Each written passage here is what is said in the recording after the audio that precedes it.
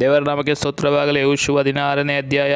ಯೋಸೇಫನ ವಂಶದವರಿಗೆ ದೊರಕಿದ ಸ್ವಾಸ್ತ್ಯದ ಮೇರೆಯು ಯೆರಿಕೋವಿನ ಬಳಿಯಲ್ಲಿ ಯೊರ್ದಾನ್ ತೀರದಿಂದ ತೊಡಗಿ ಯೆರಿಕೋವಿನ ಪೂರ್ವದಲ್ಲಿದ್ದ ಹಳ್ಳ, ಯೆರಿಕೋವಿನ ಬೆತೇಲಿಗೂ ನಡುವೆ ಇರುವ ಬೆಟ್ಟದ ಸೀಮೆಯ ಅರಣ್ಯ, ಬೇತೇಲ್ ಇವುಗಳ ಮೇಲೆ ಲೂಜಿಗೆ ಹೋಗುತ್ತದೆ. ಅಲ್ಲಿಂದ ಅರ್ಕಿಯರ ಮೇರೆಯನ್ನು ಅನುಸರಿಸಿ ಅಟರೋತಿಗೆ ಹೋಗುತ್ತದೆ. ಅಲ್ಲಿಂದ ಇಳಿದು ಪಶ್ಚಿಮ ದಿಕ್ಕಿನಲ್ಲಿರುವ ಯಪ್ಲೇಟ್ಯರ ಪ್ರಾಂತವನ್ನು ಮುಟ್ಟಿ ಕೆಳಗಿನ ಬೆತ್ ಹೋರೋನಿನ ಮೇಲೆ ಗೆಜೆರಿಗೆ ಹೋಗಿ ಸಮುದ್ರ ತೀರದಲ್ಲಿ ಮುಗಿಯುತ್ತದೆ.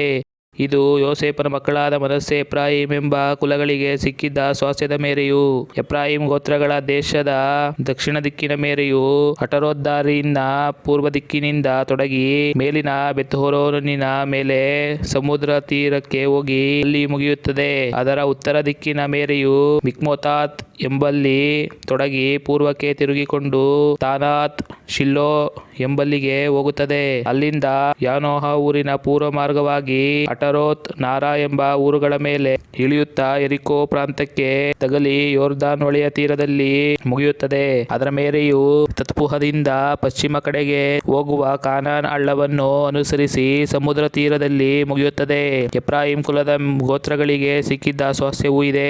ಇದಲ್ಲದೆ ಎಫ್ರಾಯಿಮ್ ಕುಲದವರಿಗೆ ಮನಸ್ಸೆ ಕುಲದವರ ಮಧ್ಯದಲ್ಲಿ ಪ್ರತ್ಯೇಕವಾದ ಕೆಲವು ಪಟ್ಟಣಗಳು, ಅವುಗಳ ಗ್ರಾಮಗಳು ದೊರಕಿದವು. ಅವರು ಗೆಜೆರಿನಲ್ಲಿದ್ದ ಕಾನಾನ್ಯರನ್ನು ಹೊರಡಿಸದೆ ಇದ್ದದರಿಂದ ಅವರು ಇಂದಿನವರೆಗೂ ಎಫ್ರಾಯಿಮರ ಮಧ್ಯದಲ್ಲಿ ದಾಸತ್ವದಲ್ಲಿದ್ದುಕೊಂಡು ಅವರಿಗೋಸ್ಕರ ಕೆಲಸ ಮಾಡುತ್ತಾರೆ. ಆಮೇನ್. ದೇವರ ನಾಮಕ್ಕೆ ಸ್ತೋತ್ರವಾಗಲಿ. ಯೆಹೋಶುವ 17ನೇ ಅಧ್ಯಾಯ. ಯೋಸೇಫನ ಚೊಚ್ಚಲ ಮಗನಾದ ಮನಸ್ಸೆಯ ವಂಶದವರಿಗೆ ಸಿಕ್ಕಿದ್ದ ಸ್ವಾಸ್ತ್ಯದ ವಿವರ. ಮನಸ್ಸೆಯ ಹಿರಿಮಗನು ಗಿಲ್ಯಾದನ ತಂದೆಯೂ ಆಗಿರುವ ಮಾಕೀರನು ಯುದ್ಧವೀರನಾದದರಿಂದ ಅವನಿಗೆ ಗಿಲ್ಯಾದ್, ಬಾಷಾನ್ ಎಂಬ ಪ್ರಾಂತಗಳು ಸಿಕ್ಕಿದವು. ಯೋಸೇಫನ ಮಗನಾಗಿರುವ ಮನಸ್ಸೆಯ ಉಳಿದ ಗಂಡು ಮಕ್ಕಳಾದ ಅಬೀಯೆಜೆರ್, ಎಲೇಕ್, ಅಸ್ರಿಯೇಲ್, ಶೆಕೆಮ್, ಹೆಪೆರ್, ಶೆಮೀದ ಎಂಬವರ ವಂಶದವರಿಗೆ ಯೊರ್ದಾನಿನ ಈಚೆಯಲ್ಲಿ ಸ್ವಾಸ್ತ್ಯವು ಸಿಕ್ಕಿತು.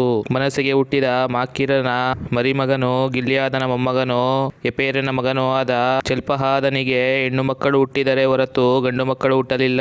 ಮಹ್ಲಾ, ನೋವಾ, ಹೊಹ್ಲಾ, ಮಿಲ್ಕಾ, ತಿರ್ಚ ಎಂಬವರು ಅವನ ಹೆಣ್ಣು ಮಕ್ಕಳು. ಇವರು ಮಹಾಯಾಜಕನಾದ ಎಲೆಜಾರ್, ನೂನನ ಮಗನಾದ ಯೆಹೋಶುವ ಕುಲಾಧಿಪತಿಗಳು. ಇವರ ಬಳಿಗೆ ಬಂದು, ನಮ್ಮ ಅಣ್ಣ ತಮ್ಮಂದಿರ ಮಧ್ಯದಲ್ಲಿ ನಮಗೆ ಪಾಲು ಕೊಡಬೇಕೆಂದು ಯೆಹೋವನು ಮೋಶೆಗೆ ಆಜ್ಞಾಪಿಸಿದ್ದಾನಲ್ಲ ಎಂದು ಕೇಳಲು, ಯೆಹೋಶುವನು ಯೆಹೋವನ ಅಪ್ಪಣೆಯಂತೆ ಅವರಿಗೆ ಅವರ ತಂದೆಯ ಅಣ್ಣ ತಮ್ಮಂದಿರ ಮಧ್ಯದಲ್ಲಿ ಸ್ವಾಸ್ತ್ಯವನ್ನು ಕೊಟ್ಟನು.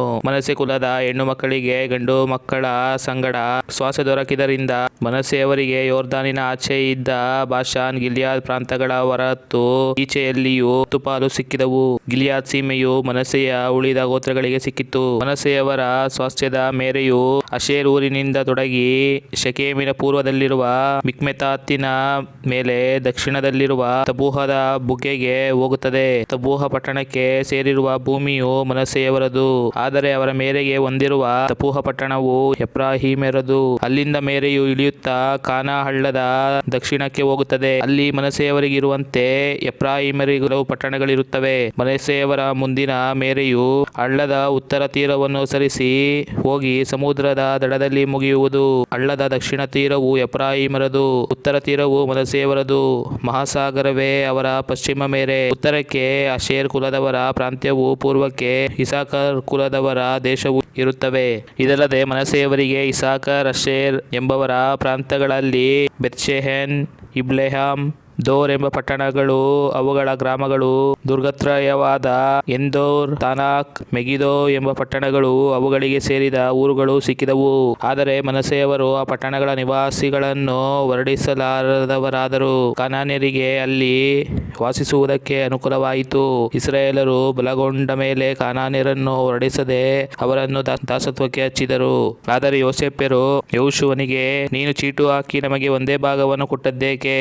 ಯೆಹೋವನು ನಮ್ಮನ್ನು ಇಂದಿನವರೆಗೂ ಆಶೀರ್ವದಿಸಿದ್ದರಿಂದ ನಾವು ಮಹಾಜನಾಂಗವಾಗಿದ್ದೇವಲ್ಲ ಎಂದು ಹೇಳಲು, ಯೆಹೋಶುವನು ಅವರಿಗೆ, ಮಹಾಜನಾಂಗವಾದ ನಿಮಗೆ ಎಫ್ರಾಯಿಮ್ ಬೆಟ್ಟದ ಸೀಮೆ ಸಾಲದಿದ್ದರೆ ಪೆರಿಜಿಯರ ಮತ್ತು ರೆಫಾಯರ ಸೀಮೆಗಳಿಗೆ ಹೋಗಿ ಅಲ್ಲಿನ ಕಾಡು ಕಡಿದು ಸ್ಥಳ ಮಾಡಿಕೊಳ್ಳಿರಿ ಎಂದನು. ಅವರು ತಿರುಗಿ ಯೆಹೋಶುವನಿಗೆ, ನಮ್ಮ ಪರ್ವತ ಪ್ರದೇಶವು ನಮಗೆ ಸಾಲುವುದಿಲ್ಲ. ಬೆತ್ಷೆಹೆನ್ ಮತ್ತು ಅದಕ್ಕೆ ಸೇರಿದ ಊರುಗಳಲ್ಲಿರುವ ತಗ್ಗಿನಲ್ಲಿಯೂ ಇಜ್ರೇಲಿನ ತಗ್ಗಿನಲ್ಲಿ ವಾಸಿಸುವ ಕಾನಾನ್ಯರಿಗೆ ಕಬ್ಬಿಣದ ರಥಗಳಿವೆ ಅನ್ನಲು ಅವನು ಯೋಸೇಫ್ಯರಾದ ಎಫ್ರಾಯಿಮ್ ಮನಸ್ಸೆ ಕುಲಗಳ ಜನರಿಗೆ, ನೀವು ಮಹಾಜನಾಂಗವೂ ಬಹುಬಲವುಳ್ಳವರು ಆಗಿರುವುದು ನಿಜ. ನೀವು ಒಂದು ಭಾಗಕ್ಕಿಂತ ಹೆಚ್ಚು ತೆಗೆದುಕೊಳ್ಳಬಹುದಲ್ಲ. ಆ ಬೆಟ್ಟದ ಸೀಮೆಯನ್ನು ನಿಮಗೆ ಕೊಟ್ಟಿರುತ್ತೇನೆ. ಅದರಲ್ಲಿ ಕಾಡುಗಳಿದ್ದರೂ ನೀವು ಅವುಗಳನ್ನು ಕಡಿದು ಹಾಕಬಹುದು. ಅದಕ್ಕೆ ಸೇರಿರುವ ಬಯಲು ನಿಮ್ಮದೇ. ಕಾನಾನ್ಯರು ಬಲಿಷ್ಠರಾಗಿ ಕಬ್ಬಿಣದ ರಥಗಳುಳ್ಳವರಾಗಿದ್ದರೂ ನೀವು ಅವರನ್ನು ಹೊರಡಿಸುವಿರಿ ಎಂದು ಉತ್ತರ ಕೊಟ್ಟನು. ಆಮೇನ್.